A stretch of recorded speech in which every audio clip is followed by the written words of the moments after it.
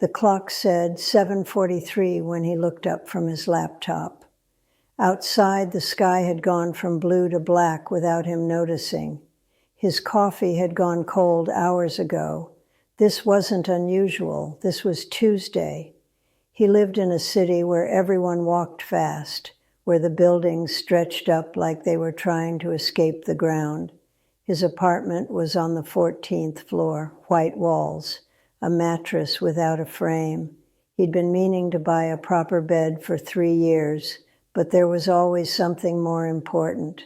The promotion, the pitch deck, the quarterly review. His father died on a Thursday in September.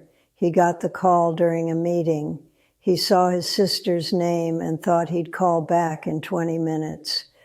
But she called again and again. So he stepped out and she told him, and he said okay, and he went back into the meeting because they were discussing market expansion and his input was critical. He flew home 3 days later after the presentation. At the funeral, people said his father had been proud of him, the job, the corner office. His mother touched his hand and said his father kept the business card he'd sent home in his wallet. He didn't remember sending it. He didn't remember the last time they'd spoken for more than 5 minutes.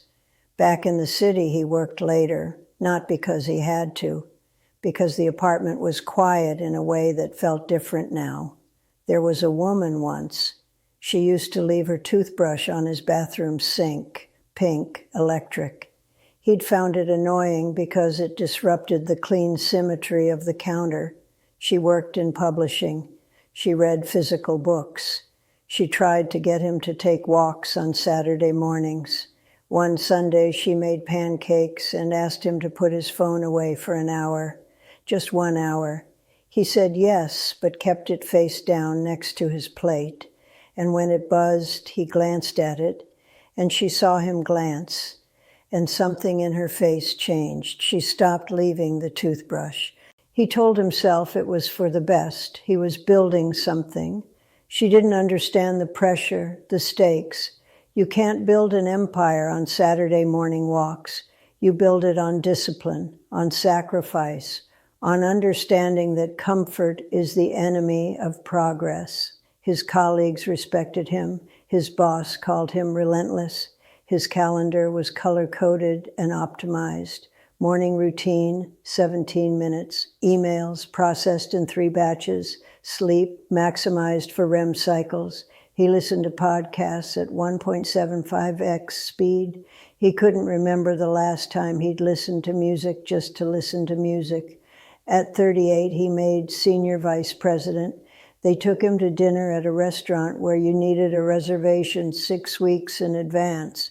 His boss gave a toast about dedication. Everyone raised their glasses. The wine was excellent. He couldn't taste it.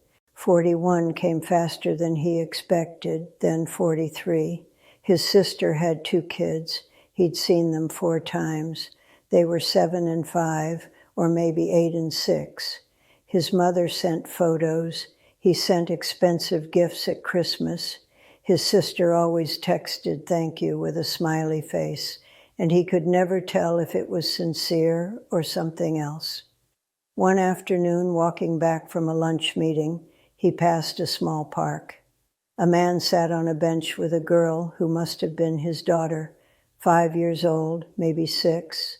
She was showing him a leaf, an ordinary brown leaf, dead, worthless.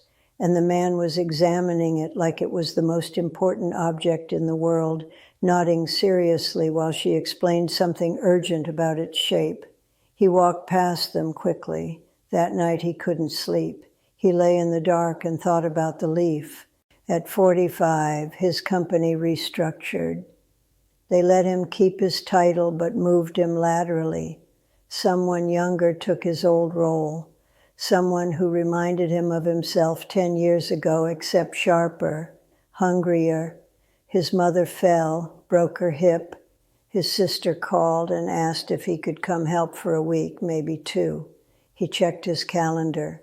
There was a client dinner on Tuesday, a board meeting on Thursday. He said he'd try to move some things around. He didn't make it home. His sister hired a nurse. She sent him the bill. He paid it immediately, added a little extra. Money was the one problem he could solve without rearranging anything. 47, 48, 49. He went to his doctor for the annual physical he'd been postponing for 3 years. They ran tests. Nothing conclusive. Probably nothing. The doctor asked if he'd considered taking time off. He laughed. Not a real laugh. He'd accrued 43 vacation days. That evening, he opened his laptop to work and instead found himself scrolling through photos. His phone had thousands. Screenshots of emails, receipts, whiteboard notes, charts, graphs, almost no people. He searched for his father's name in his messages. The last conversation was from 6 years ago. His dad had texted, "Saw an article about your company in the paper. That's my boy." He'd responded, "Thanks, Dad." That was it. His father had probably waited to see if there would be more. Probably checked his phone a few times that day. Probably showed the message to his mother anyway. Proud even of those 2 words. He closed the laptop. For the first time in 20 years, he didn't check his email before bed. The next morning he woke up at 6:15 like always. Showered, made coffee, put on his suit.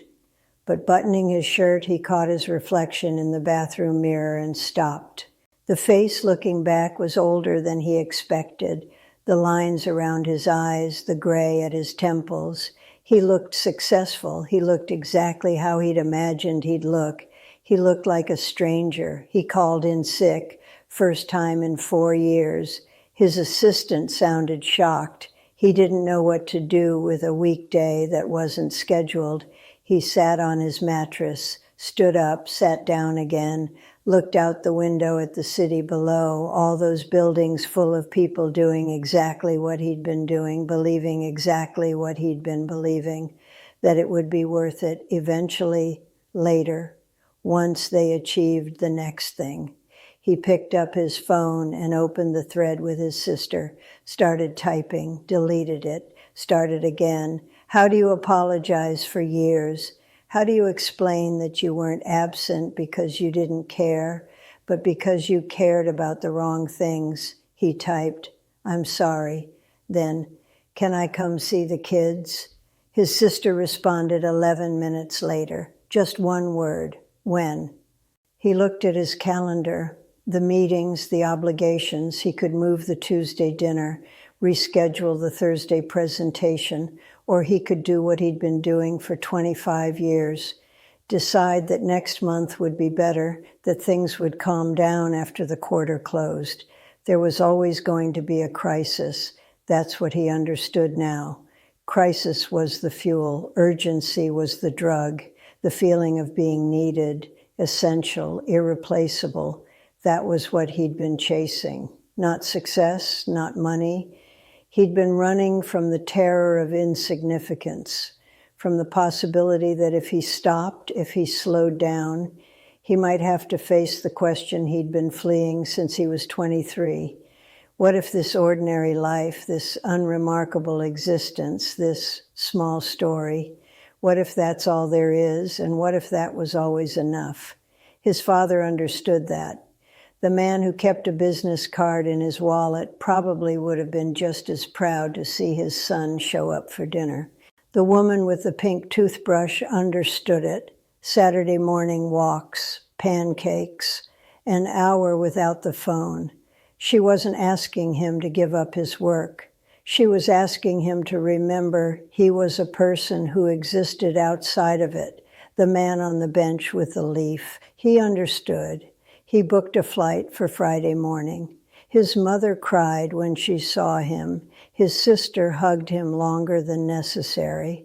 Her kids were shy at first. The girl brought him a rock she'd found. She said it was special because it was smooth. He held it in his palm and told her it was the smoothest rock he'd ever seen. That night, after the kids were asleep, he sat with his sister in her living room. She asked him about work. He started to answer the usual way, everything's great, but she was looking at him with an expression he couldn't quite read, and the words stopped. I don't know what I'm doing, he said instead. She didn't say anything for a while, then, yeah, I know. He stayed for a week, then 2. When he finally flew back, his role had been quietly adjusted. Fewer direct reports, smaller scope. He didn't fight it. 6 months later, he took a different job, less prestigious, half the salary. He moved to a smaller city. He bought a real bed, started seeing someone, a teacher. She had plants all over her apartment. On Saturdays, they took walks with nowhere to go. He called his mother every Sunday. Short conversations, awkward sometimes, but they happened. He visited his sister once a month. The kids started to hug him without being told. At 53, he went to see his father's grave. He'd been once before, the day of the funeral, but he'd left right after, flight to catch. This time he sat on the grass. It was October. He didn't say anything out loud, but he thought about the business card, about all the things he'd believed his father wanted from him. The sun was setting when he stood up. The air smelled like smoke and autumn. Somewhere nearby, children were laughing. He drove home slowly, made dinner, nothing special, ate at his kitchen table instead of in front of his laptop, washed the dishes, listened to music, just listened. Later, lying in bed, he thought about the life he'd built before. The apartment on the 14th floor, the title, the calendar color-coded down to the minute. He thought about what it had cost, not the money, not the time, the cost measured in leaves he didn't see and pancakes he didn't taste and phone calls he didn't make and moments that only existed once and he'd been somewhere else. He'd believed he was building toward something. But you don't build toward life. You're in it right now. Every minute you're deciding what matters, and the decision isn't what you say or plan. The decision is what you do today. And he'd decided wrong for so long that now he was 53, with a smooth rock on his dresser, and all the time he'd thought he was saving had simply disappeared. You can't get it back. That's what nobody tells you when you're 25 and ambitious. The later you're imagining doesn't exist. There's only now, and then another now, and then eventually there aren't any more. He could see it clearly now, but clarity came after the damage was done. You learned what mattered by losing it. You understood what you needed by watching it walk away. Maybe the young man in the city on the 14th floor would figure it out sooner. The one who hadn't looked up from his laptop in 6 hours, who had cold coffee and 47 unread messages. Maybe, but probably not. And one evening, years from now, he'd look up and wonder where it went.